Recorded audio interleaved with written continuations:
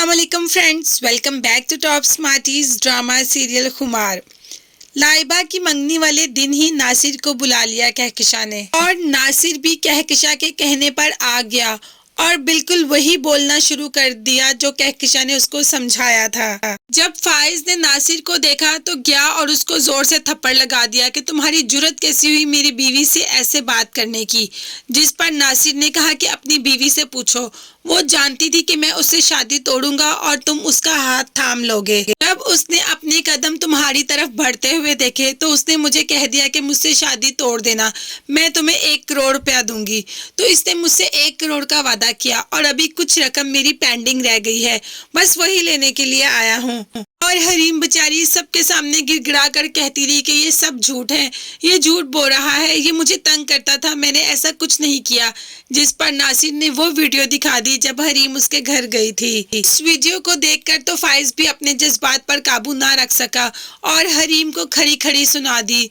अब फाइज ये भी भूल गया कि हरीम ने उससे वादा लिया था कि कभी भी मुझसे बदगुमान ना होना, और फाइज ने ये वादा किया भी था। फिर एक वीडियो देखकर इतना ज्यादा बदगुमान हो गया कि हरीम ने उसे अपने बच्चे का वास्ता भी दिया, लेकिन वो मानने को तैयार ही ना हुआ। और बच्चे वाली न्यूज भी तो फाइज के लिए शॉकिंग न्यूज ही थी।